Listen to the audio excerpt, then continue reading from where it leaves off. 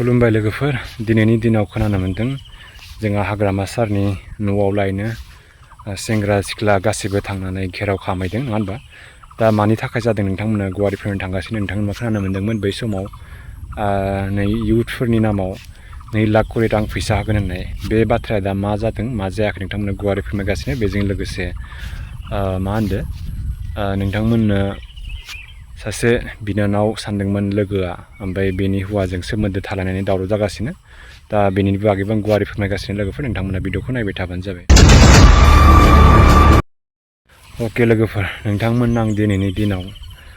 हाग्रामा सारनि जिहेतु सरकार नङा होनबा दा BPF सरकार सालायबाय थानाय नङा होनबा मथा-मथि 7 मास 8 मास सोलिगासिनो दा रानिंआव दा नोंथांमोना खोनागासिनोमोन जेब्ला हाग्रामा सरकार जानाय लोगो लोगोनो जोंहा गोदोर गोदोर लिडारफोरा बुंदोंमोन जे सेंग्रा सिख्ला बेकार थानाय युथ सेंग्राफोर नङा होनबा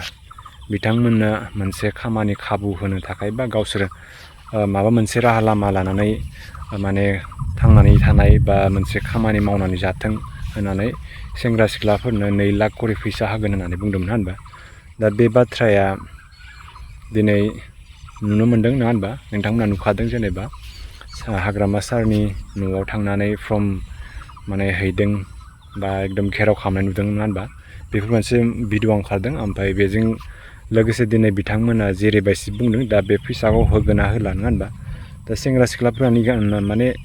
मोननो हास्थायदों आरो नङा होनबा जेरै बिथांमोना बुंदोंमोन दिनैनि दिनाव माने युथ सेंग्रा सिख्लाफोरनो 2 लाख करि फैसा होगोन होननानै जेनेबा बुंनानै जेनेबा गोबां बिनि फर्मफोरबो माने फिलआप खालामदोंमोन ना मामोन बेफोरबायदि नङा होनबा अनलाइनफोर दा मोनाखै खोमा नङा होनबा दा होगोन ना होआ जेखिजाया होनांगौ दा बेखौनो खावलायो आरो न ओमफ्राय जुदि बुंनोब्ला होनांगौ लोगोसे मेट्रिक आनजादाव टप 10 उथ्रिनाय स्टुडेन्टफोरनोबो दासिम आं नुनो मोनदों 20,000 फैसा राननाय बान्था होदों बेजों लोगोसे 5 लाख माने 3 लाख बेफोरबायदि होनायनिबो बाथ्रा बुंदोंमोन दा बे माला होगोन मिथिला आरो नङा होनबा बेजों लोगोसे ओमफ्राय नोंथांमोना दिनैनि दिनाव नुनो मोनदों सासे लोगो नङा होनबा हिन्जावजों हिन्जाव माने सिख्ला ओमफ्राय बिनानाव होनना सानदोंमोन दा बिनि हौवाजों सोमोन्दो थालायनाय होनना दावराव जादों दा बेफोरखौ नोंथांमोना मा बुंबावनो गाज्रि माबाफोरखौ दा बोरै जालायनाय नङा होनबा बिदि माने मानसिफोरा गाज्रि लाइनावसो बांसिन थांखायो दा आं बेनि बागै दा बारा बुंनो थाङा माने जिखिजाया जाबायानो माथो नङा होनबा दा नोंथांमोना भिडिअखौ नुदों भाइरेल सिख्ला माने बिनानाव होनना सानदोंमोन बे बिथांखौ माने बेसोरा बिखौ ओमफ्राय दा बुनाय नुदों माने बिनानाव असे बायदि सानदोंमोन अनदोंमोन गावसोरबो लोगो लायोमोननो दिनैनि दिनाव दा हमजानानै बिदिनो दा मा खालामबावनो होनबा दा माबा मोनसे सलिउसन खालामनांसिगोन आरो नङा होनबा जेब्ला थाबाय नङा होनबा मोनसे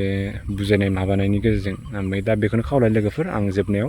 नोंथांमोना भिडिअखौ मोजां मोनदों लाइक साबस्क्राइब शेयार खालामबानो जाबाय लोगोसे युथ सेंग्रा सिख्लाफोरनि थाखाय नामाव जुदि 2 लाख होयोबा मोजां नङा होनबा बेकार थानाय सेंग्रा सिख्लाफोरनो ओमफ्राय लोगोसे जोंनि मा होनो मेट्रिकआव टप 10 आनजाद उथ्रिनो हानाय सेंग्रा सिख्लाफोरनो थाबैनो बिथांमोननोबो रानना होनांगौ जाहाथे बिथांमोननि फरायनायफोरा मोजांनिफ्राय मोजांसिन बेटार जायो नङा होनबा 2 लाख 3 लाख होगोन होननानै जुदि होआबा नङा होनबा सेंग्रा सिख्लाफोरा एसे बोरैबा नरभस जाहैगोन बे गोजोननाय थाबाय।